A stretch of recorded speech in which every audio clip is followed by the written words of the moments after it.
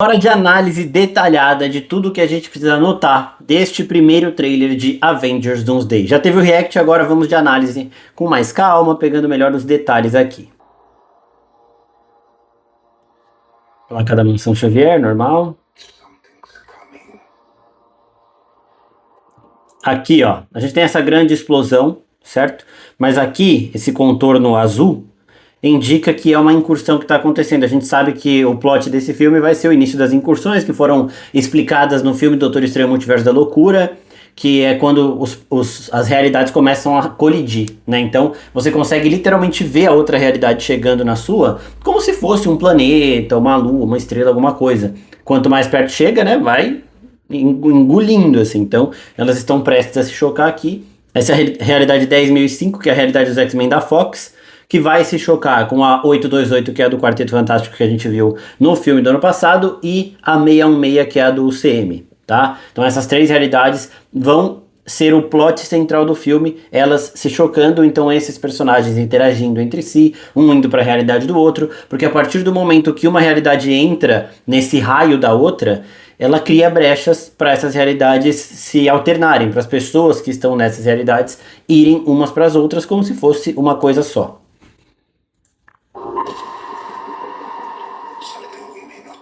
Essa realidade dos X-Men, sempre bom a gente lembrar, as incursões geralmente acontecem quando você afina os fios da realidade. Então quando você mexe muito nas linhas do tempo, você cria eventos canônicos e tudo mais.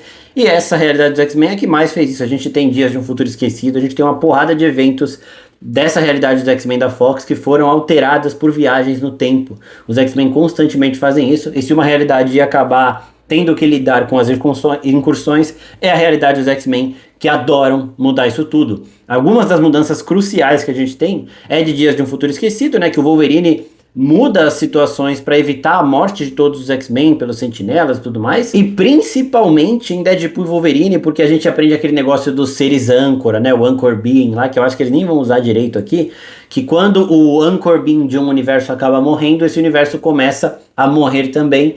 O Anchor Being, né, o ser âncora deste universo dos X-Men era o Wolverine. Quando ele morre nos eventos de Logan, o universo dele começa a assumir aos poucos, e aí o Deadpool, entendendo isso, pega um Logan de outra realidade, joga na dele, e o pessoal da TVA fala, funcionou, então tá tudo certo, mas aparentemente não funcionou. E assim, o tanto de viagem no tempo que os X-Men fazem, mexendo, mudando toda essa linha temporal, quantas vezes for necessário para que eles todos fiquem bem, já seria o suficiente para essa realidade entrar em colisão para uma incursão, né?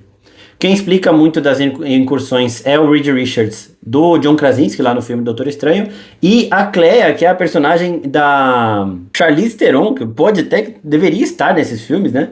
Ela chega pro Doutor Estranho também no final de Multiverso da Loucura e fala, as merdas feitas aqui iniciaram uma incursão e você tem que resolver porque foi culpa sua. E aí ela abre um portal lá e eles vão para esse portal, o Doutor Estranho abre o terceiro olho lá. Então a Charlize Theron deveria estar nesses filmes. Sempre bom a gente lembrar que não é todo mundo, tipo assim, que além daquelas pessoas que estavam naquela super live, teremos outros personagens, né? Você lembra aquela live de anúncio do elenco de Avengers Doomsday que mostrou Patrick Stewart, Ian McKellen, Robert Downey Jr. e tudo mais? Tem personagens que não estavam ali, que estão no filme, a gente já sabe de dois, que é a Catherine Newton, que faz a Cassie Lang, a filha do Homem-Formiga, e o Steve Rogers, o Chris Evans, na verdade, né, que faz o Steve Rogers do primeiro Capitão América. Eles não estavam naquela live, eles estão já confirmados no filme, devem haver outros, né, eu acredito que o Tom Holland não vai ficar fora desse filme, acredito até que a Sadie Sink pode estar nesse filme, que a gente acha que ela é a Jean Grey e tudo mais, e outros personagens. Se a Cassie Lang tá, a Kamala Khan pode estar, Kate Bishop pode estar, então acho que vai ter mais gente aí.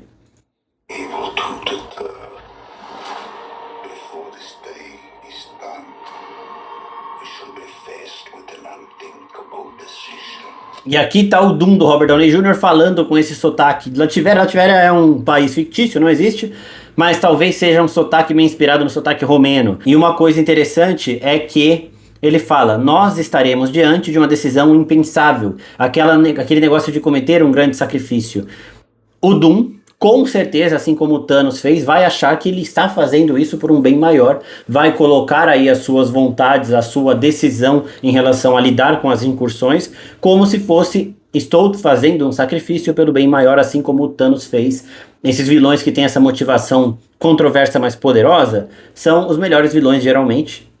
E aqui ele tá com isso, ele já sabe que as incursões estão acontecendo, e ele está disposto a tomar essa decisão impensável. Talvez ele até chegue para os outros heróis, para os Vingadores, para os X-Men, colocando isso na mesa, tipo, ó, tá acontecendo isso, essas realidades vão se chocar e todas elas vão ser destruídas, e o que a gente tem que fazer é um sacrifício gigante. Então, sei lá, tem que destruir duas para uma sobreviver, tal. É um sacrifício que eu estou disposto a tomar. Nenhum outro herói vai estar disposto a tomar, porque ele está tomando isso porque ele não é um herói, né? E aí vai começar, acho que, os eventos aqui. Só que esse discurso já mostra isso, né? Que ele vê ele como o certo da história, aquele que está disposto a fazer o que for preciso para salvar o que der para salvar. E outra coisa interessante também é que quando ele foi anunciado, Robert Downey Jr., lá na San Diego Comic Con de 2 anos atrás, 2024, ele fala New Mask, Same Task. Isso indica pra gente que a mesma missão que o Tony Stark tinha é a missão do Doom, de colocar uma armadura ao redor do mundo, né? Que é o que o Tony Stark tentou fazer e acabou criando o Ultron. Talvez o Doom tente fazer isso em relação ao multiverso, a uma ameaça multiversal, tentando unir tudo em um lugar só e sabendo que haverão sacrifícios a ser feitos neste processo, né? Então, potente a voz do Downey Jr. aqui, esse sotaque romeno, sei lá, muito bom, muito bom.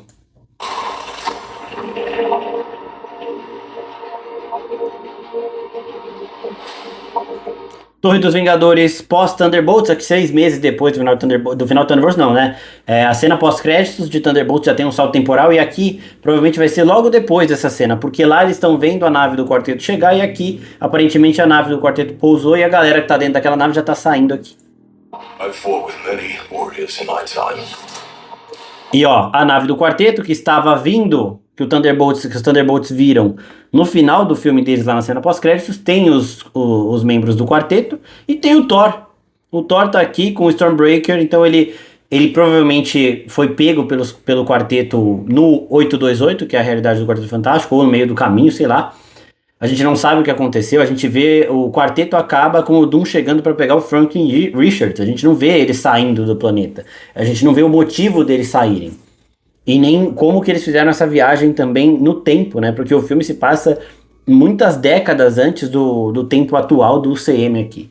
Então, para eles encontrarem o Thor, deve ter acontecido alguma outra coisa. O Thor deve ter ido avisar eles do que estava acontecendo.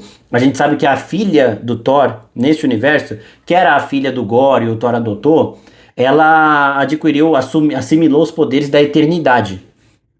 E sendo a eternidade uma divindade cósmica, digamos assim, uma entidade, na verdade, cósmica, pode também estar na rota do Doom. Sei lá, a filha dele pode acabar ficando doente, a Love, porque a eternidade está ameaçada pelo Doom. E aí o Thor pode ser o primeiro a notar essa ameaça do Doom, justamente por conta da filha dele estar sentindo a presença do Doom de uma forma física. Então ela está ficando doente, os poderes dela estão diminuindo, ou o Doom vai atrás dela. Porque uma coisa que o Doom sempre faz, ele não tem todo esse poder. Uma coisa que o Doom sempre faz é assimilar seres poderosos. Ele pode ter ido atrás desses seres em diversas realidades. Então na 828 ele foi atrás do Franklin Richards, na 616 ele foi atrás da Love, e aí o Thor acabou entendendo essa ameaça e foi contatar os outros, né? Eu acho que o Thor vai ser o primeiro, como eu já falei também no React, o primeiro a se deparar com o Doom, e ele vai avisar todo mundo depois. E aqui, ó, possivelmente 3 grupos, mas mais provável que sejam 2. O Buck representando os novos Vingadores que a gente viu no final de Thunderbolts, e o Sam Wilson representando os Vingadores. O Scott pode ser parte dos Vingadores, ou pode ser o mentor, ou o sei lá, né, dos jovens Vingadores, que teria a filha dele, a Kamala Khan, a Kate Bishop. Então pode ser 3 lideranças que estão se encontrando com seres que vêm de outra realidade, ou pode ser que o Scott Lang e o Sam Wilson eles liderem essa posição nos Novos Vingadores. Por mais que o Buck não seja a liderança nos Vingadores, né, que existem ali, e por mais que o Buck não seja a liderança desses Novos Vingadores, é a Helena, ele compartilha essa posição com ela e ele tem mais proximidade com o Sam, então ele seria o primeiro a conversar com o Sam e tudo mais. E aqui nós temos o Thor avisando todo mundo do grande cenário, exatamente a mesma roupa da pós-créditos de Thunderbolts aqui, ó. O Alexei com essa roupa bizarra, ou a boinazinha aqui, Johnny Walker e tudo mais, né? A Ghost e o Scott aqui, ela era vilã do filme 2 dele aqui. E aqui atrás a gente tem também mais alguém que eu não lembro quem era, não. Ou não, sei lá, não, tem mais alguém aqui. Não lembro quem era. Mas aqui atrás nós temos os 3 planetas, né? O 10.005 dos X-Men, não nessa ordem que eu tô mostrando, pode ser qualquer ordem. O 616 do CM regular e o 828 do Quarteto Fantástico. Aqui a gente não tem ninguém dos X-Men nesse momento, então pode ser que o Thor esteja avisando essa galera desses 2 universos, e aí eles vão para esse terceiro universo para avisar o pessoal de lá também, tá? Acho que vai ser isso que vai acontecer.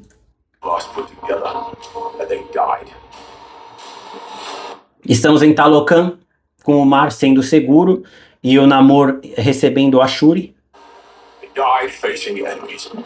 E essa treta aqui é porque vai dar algum BOzinho de rivalidade de nação normal e vai ser resolvido logo, né? Talvez seja resolvido quando a Sue Storm chegar e aí o Namor, opa, essa aí eu não conheço. Alô, Reed Richards, o Namor quer saber se a sua esposa é casada. Cuidado, hein? Aqui, ó, porque os wakandanos, eles estão no meio do pessoal de Talocan, mas aqui do lado a gente tem o Bucky, a gente tem a Ghost, a gente tem o Coisa e a Sue. Então, talvez a Sue interaja nesse momento, interfira nesse momento e faça com que essas animosidades terminem, porque ela e o Namor têm essa relação das HQs, aqui eles não se conhecem ainda, e em Quarteto Fantástico a gente vê que a Sue é a diplomata do grupo, ela que conseguiu unir o planeta inteiro nas ameaças que se posicionaram naquele filme, e talvez seja ela que consiga também colocar os panos quentes nesse pequeno conflito que tá rolando aqui. O visual de Talocan eu achei bem mais básico do que o que a gente viu em Wakanda Forever, que ele tinha aquele elmo de Quetzalcoatl, era uma coisa muito mais apurada do folclore da cultura maia e tudo mais, e aqui parece bem basicão a roupa, até a roupa dele, mano. Mas beleza, ainda tá ali bonito, tal, imponente, mas não tanto quanto estava em Wakanda Forever. O pessoal de Wakanda Forever que faz os figurinos dos filmes do Pantera Negra e que cuidou também dos de Talocan é muito apurado, né? Eu acho que eles não tiveram essa precisão de detalhes neste contexto aqui para esse filme, porque tinha muita coisa acontecendo, eles tiveram que fazer uma produção meio rápido demais pro que estava se colocando, né? E aqui nós temos o momento que o Thor vai encontrar o Doom, eu não sei onde é isso, mas eu acredito que seja a realidade dos X-Men, simplesmente porque esse pé que a gente tá vendo aqui atrás é um pé de um robô e é do tamanho do Thor. O pé é do tamanho do Thor, então eu acredito que seja um sentinela. Pode ser que o Doom também tenha os robôs dele, assim como o Tony Stark tem os robôs dele, o Doom também tem, né, os robôs Ultron lá do Tony Stark. O Doom também tem os dele, pode ser isso, mas os robôs do Doom, eles costumam ter o tamanho do Doom, sabe? É tipo os do Ultron mesmo ali, que o Tony Stark fez em A Era de Ultron. Esses robôs gigantes aqui são geralmente sentinelas, mas eu não entendo como que o Doom e o Thor estariam nessa realidade. Talvez, vamos lá, conjecturando aqui, talvez o Thor tenha sentido o Doom antes de todo mundo, por conta da Love, a Love está ficando enfraquecida, por conta dessa relação dela com a eternidade. Ele foi, confrontou o Doom, viu a treta que era, saiu pra avisar todo mundo. Quando ele reúne o 616 com o 828, ele avisa essa galera, eles pensam, vamos agora pro universo 10.005 avisar os X-Men. E aí quando eles chegam lá, o Doom já tá lá. Porque o Doom também deve estar fazendo esse processo de recruta, né? Ele chega lá e fala, ó, tá acontecendo isso, eu vou fazer isso. Quer me ajudar? Não quer? Vai ser meu inimigo. E aí talvez eles cheguem pra avisar os X-Men e o Doom já esteja lá e o Thor fala, deixa que eu vou lá com o Doom, vocês conversam com os X-Men antes, eu vou segurar o Doom. Talvez seja isso. Pra justificar eles estarem no quintal da mansão Xavier, por exemplo, né? Porque a gente tem esqueletos de sentinela... Esqueleto não, né? A gente tem pedaços de sentinela caído aqui e a gente viu naquelas ceninhas que foram divulgadas que o Ciclope estava enfrentando um sentinela. Pode ser logo depois. E... por enquanto é isso, daqui a pouco a gente chega no grande momento do Thor com o Doom, né? Porra, e o Thor cagando de medo, isso é muito bom, né? Aqui também parece a vibe do Thanos no começo de Guerra Infinita, que é quando o grande vilão tem que dar a cartada e falar, eu sou deste nível de poder, tá? Que o Thanos pega o Hulk e amassa o Hulk como se fosse papel. Aqui vai ser o Doom pegando o Stormbreaker e parando com 2 dedos. Stormbreaker que é uma Killing Weapon Kind, né? Sempre bom lembrar que quando o Thor fala que ele precisa de uma arma, os Guardiões da Galáxia perguntam pra ele, que tipo de arma? A ele, a arma do tipo que mata o Thanos. Então essa é a arma do tipo que mata o Thanos e o Doom vai parar lá com 2 dedos. Claro que ele não tem essa força toda, Ele usa magia também para complementar os poderes dele. Ele assimila seres mais poderosos, entidades cósmicas. Mas eu vou explicar também como pode ser que ele segura esse Stormbreaker daqui a pouco, quando aparecer o momento. Só que a imponência está aqui, né? Bagulho absurdo. Uma cena surreal que deve sim ser do começo do filme pra gente entender quem é o Doom. Qual é a ameaça que ele representa? Não mais para quem conhece o personagem dos quadrinhos, mas principalmente também para a grande audiência que vai ver o filme. Ah, tem um novo vilão, e vamos ver o que esse cara é capaz, né? E aqui, ó, parece a Mansão Xavier, mas também parece o Sanctum Sanctorum, bem onde o Hulk cai depois que o Thanos arrebenta ele. Então, tipo, seria aquela piada a escada sempre se fode quando começa uma nova ameaça nível Thanos. O Hulk voa pra terra, ele cai bem no Sanctum Sanctorum, aí aparece o Bruce Banner, assim, tipo, Thanos is coming, né? E aqui pode ser que esteja acontecendo alguma coisa semelhante. O Benedict Cumberbatch era um dos nomes que não estava naquela revelação de elenco para esse filme dos Vingadores. Pro próximo ele tá já confirmado, mas talvez ele apareça nesse também. Eu não sei se isso aqui é a Mansão Xavier ou o Sanctum Sanctorum, porque essa escada é igual à do Sanctum, exatamente no mesmo lugar que o Hulk cai, tá acontecendo essa explosão. Então acho que eles vão fazer algum paralelo aí, tá ligado? E aqui o Ciclope com o traje clássico lindo. Ciclope do James Marsden, que é o Ciclope lá dos X-Men dos anos 2000, que naquela época foi muito ofuscado pelo Wolverine do Hugh Jackman e acabou perdendo espaço. Agora ele volta, tem muito potencial, eu espero que dessa vez ele seja respeitado nesse potencial todo. O Gambit com o Shang-Chi. O Gambit é interessante porque ele não faz parte desse universo. O Gambit do Channing Tatum, ele tem uma história relacionada com a realidade. A metalinguagem que eles usam no filme do Deadpool é que o Channing Tatum tinha roteiro, um monte de coisa, e o filme dele nunca saiu. Sempre era adiado, até que foi cancelado quando a Disney comprou a Fox. E aí usaram isso no Deadpool e Wolverine quando ele vai pro vazio. O vazio é das coisas canceladas, basicamente. E aí eles falam lá que o Gambit do Channing Tatum, ele nasceu no vazio. Ele é um ser do vazio porque o filme dele nunca viu a luz do dia. Só que no final de Deadpool e Wolverine, a gente vê uma das TVzinhas, o Gambit vivo. E a gente vê também no pós-créditos ele olhando pro nada, e você vê um círculo, como se fosse uma ring light ali no olho dele, que é dos portais que o Doutor Estranho abre, os portais que o próprio Deadpool e o Wolverine usam naquele filme. Então ele foi resgatado por alguém e foi pra alguma realidade. Agora a gente tá vendo que provavelmente ele foi pra realidade dos X-Men, que é a realidade do Deadpool e tudo mais. E aqui ele tá saindo na mão com o Shang-Chi, então ainda faz sentido com aquilo que eu falei. Eles chegaram nessa realidade para avisar das incursões. Os X-Men estão vendo um monte de destruição, chega gente que eles não conhecem que tem poder. O que eles vão fazer? Entrando na mansão. Eles vão atacar. Enquanto isso, o Thor tá lá fora segurando o destino. Os outros Vingadores, que seja, vamos chamá-los de Vingadores, toda essa coalizão de heróis. Vingadores, Quarteto e X-Men, um de cada realidade. Os Vingadores, junto com o Quarteto, chegam neste cenário da Mansão Xavier para avisá-los antes que o Doom consiga entrar ali. Só que é claro que de primeiro momento eles vão sair na porrada. Shang-Chi com os 10 anéis e o Gambit com o poder de explosão ali, de imbuir itens com explosão, como explosivos dele. Muito foda. O cartãozinho no banco, isso foi foda. O povo falando que ele tá segurando um cartão no banco, até porque aqui parece a parte do chip e aqui a bandeira, tá ligado? É bizarro. E é roxo, né? E aqui, ó, o Loki no cartão da TVA, mas este que está segurando o cartão da TVA muito provavelmente não é o Loki, a menos que o Loki tenha se casado com a Sylvie em algum momento e esteja usando uma aliança. Porque essa mão está com uma aliança. Ó. E aqui a gente vê o Loki numa cortina e numa paleta de cores parecida com a do Capitão América. Então, esta pessoa que está segurando o cartão pode ser e deve ser o Steve Rogers. O Loki vai chegar pra ele e vai falar, ó, você não devia ter voltado, você mexeu com a linha do tempo e tal, agora a gente precisa que você entre na luta. A gente precisa de você. E como que o Capitão América sabe do Loki é que ele é um vilão dos Vingadores, ele vai, mano, o que é isso? Você tá louco? Não sei o quê. Aí o Loki vai mostrar, ó, meu cartão aqui. Eu não sou aquele Loki, tá? Eu tô tentando ajudar agora dessa vez, tal, pra convencer o Capitão América a ir com ele. O Loki passou por muita coisa, e o curioso aqui é que o Loki termina a segunda temporada da série dele segurando o multiverso. Eu pensei assim, porra, o sacrifício dele é deste, que ele não pode sair de onde ele tá. Então ele não pode abandonar aquele lugar. Então esse Loki aqui pode ser uma variante daquele. Então ele pode ter pegado vários outros Locks pra servir de agentes dele aí pra fazer as coisas e tal. Ou alguma coisa aconteceu, o Dr. Destino pode ter absorvido aquele poder E aí o Loki agora teve que sair aí pra juntar uns heróis também pra ajudar na treta. Enquanto o Thor vai juntando entre realidades, o Loki vai juntando entre o tempo. E aí os irmãos conseguem unir todo mundo pra ver o sol brilhar de novo, porque foi a promessa que o Loki fez para o Thor. I show you, brother, the sun will shine on us again. O sol irá brilhar perante nós mais uma vez. Quando o Loki é morto pelo Thanos, ele fala isso pro Thor.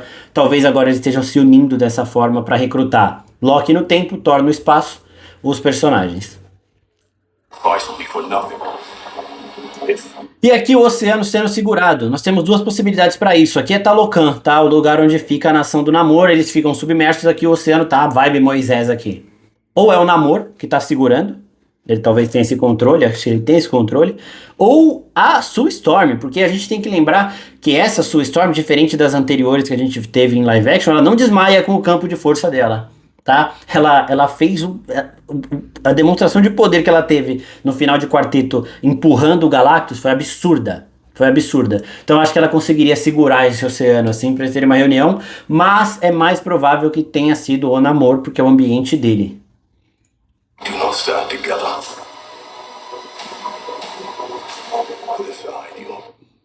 E o Thor fala que isso aqui é discurso para alguém que estava tretando possivelmente os X-Men e os outros, né? Deixem suas picuinhas de lado, a gente tem uma ameaça maior para lidar, e quando a gente acabar isso, se a gente vencer, nós seremos como irmãos. É aquele negócio da guerra unir as pessoas, né? Uma grande batalha faz com que vocês se aproximem, tal, porque vocês compartilham todos os problemas que vocês vão passar.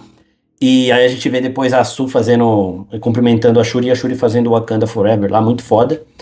Essa e Helena com a Mística, que foi do caralho. Essa peruca aqui tá meio zoada, talvez no filme melhore um pouco. Mas o visual da Mística tá... Eu vi o pessoal reclamando que ela tá com muita roupa. Pô, primeiro que a Rebecca Roseman lá, é a mesma atriz dos filmes dos anos 2000, ela já não é aquela pessoa dos anos 2000, né? Normal usar roupa também. Então, pô, por favor, né, gente? E essa transformação aqui, ó, absurda. Absurda.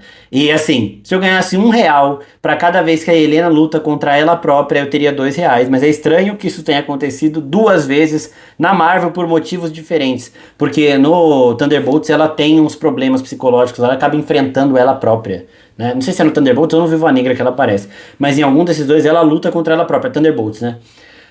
Então, e Helena lutando contra ela mesma de novo, agora com outro contexto, e essa brincadeirinha do R$1 é o que a Vit tá fazendo semanalmente com House of the Dragon, que sempre tem alguma paralelo de House of the Dragon e Game of Thrones ali, ou Cavaleiro dos Sete Reinos, né? Então, e Helena versus Helena, muito foda. Florence Pugh estará em 2 filmes no dia 17 de dezembro, que é quando lança Vingadores, Avengers Doomsday e Duna parte 3, que ela tá nos 2 elencos, muito foda também.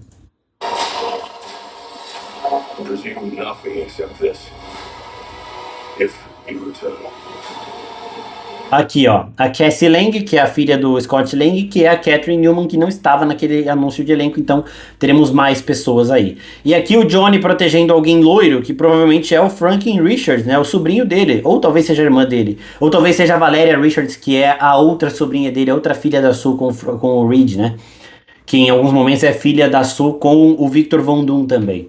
Então, é o Franklin aqui, talvez seja o Franklin aqui, e é o Johnny protegendo de alguma explosão grandiosa que vem atrás. Essa cena talvez seja o começo que faz com que o quarteto saia da 828, né? Ó, a conciliadora Sue Storm aqui. Namor já tá com os 4 pneus arriados nesse momento.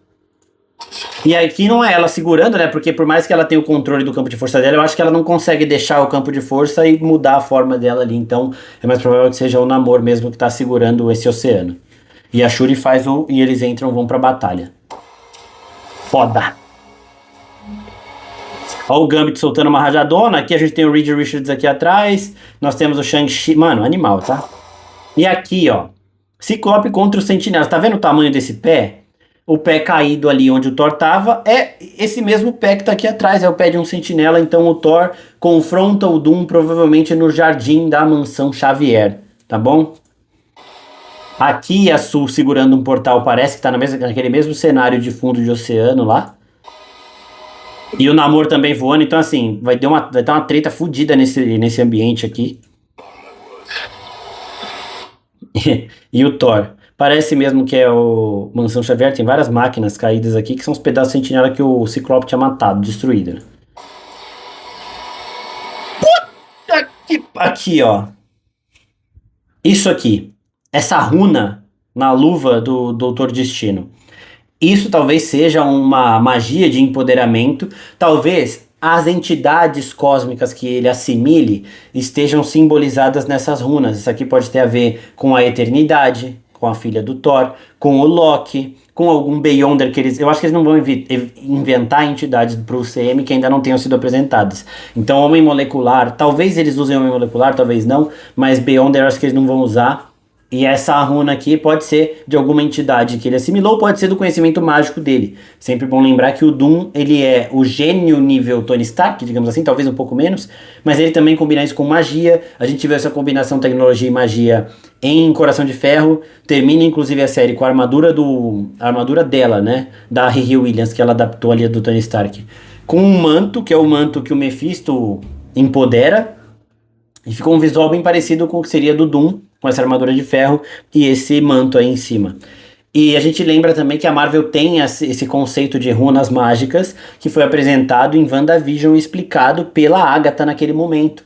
Ela fala sobre a Feiticeira Escarlate conseguir usar magia sem as runas, porque ela é uma entidade cósmica, um Anchor Being, ela é alguém diferente. Mas os outros magos, isso incluindo também o Doutor Destino, precisam de runas. E ele pode ter embainhado, gravado uma runa nessa mão dele que permite ele segurar isso daí. E se ele não está usando um dedo, dois, é que requer também um cuidado um pouco maior por se tratar de uma arma poderosa como é o Stormbreaker. Então essa runa na mão deve dar a ele a habilidade mágica para segurar um item desse tamanho. E ele deve ter várias dessas espalhadas pelo traje dele.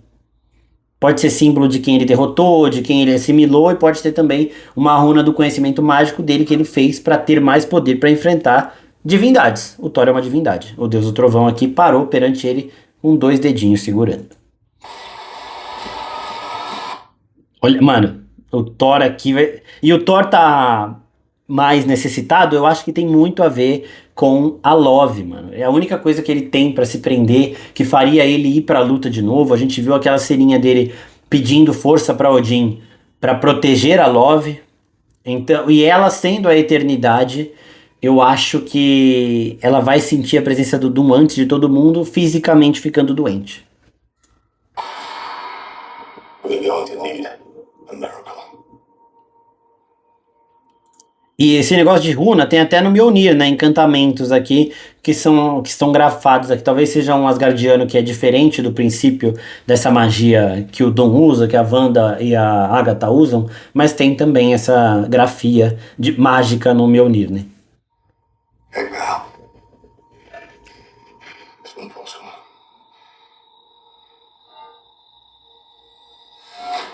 E aqui o Steve Rogers ainda digno, eu vi gente falando no Twitter, deve ser o Loki disfarçado porque o Steve não fala assim, tá, não sei o que, não sei o que lá, tá diferente a postura. O Loki nunca demonstrou ser digno, então a gente parte do pressuposto que é o Capitão América. O Loki ficou bonzinho, não é só porque ele ficou bonzinho que ele é digno, tem um monte de gente bonzinha lá nos Vingadores que não era digna do Mjolnir, né? Então a parada vai além. O Loki não seria digno do Mjolnir mesmo ele tendo ficado bonzinho depois. E essa é a nave do quarteto também. Então quando o Thor chega, talvez o Steve Rogers já estivesse ali. E a gente viu o Doom com o Franklin Richards lá no filme do quarteto. Talvez ele também chegue a ter contato com eles nessa nave antes, em algum momento, e a gente teria a trindade do UCM junta de novo, Robert Downey Jr., Chris Evans e Chris Hemsworth. Talvez, quem sabe, né? A gente vai ter uma cena desses três, né? O Capitão América e o Thor enfrentando o Doom, e vão ser os 3 atores.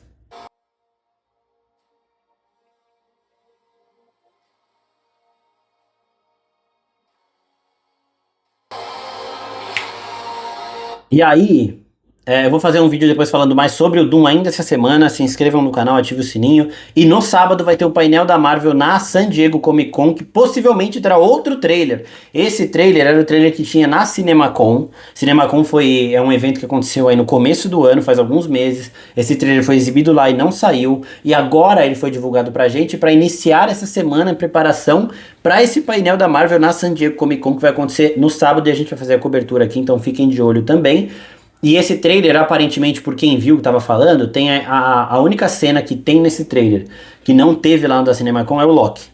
Tá, o Loki indo visitar o Capitão América ali. Bom, se você gostou dessa análise, curte aqui, comenta se faltou alguma coisa, se vocês viram alguma coisa que eu não citei aqui. E até a próxima, pessoal. Valeu!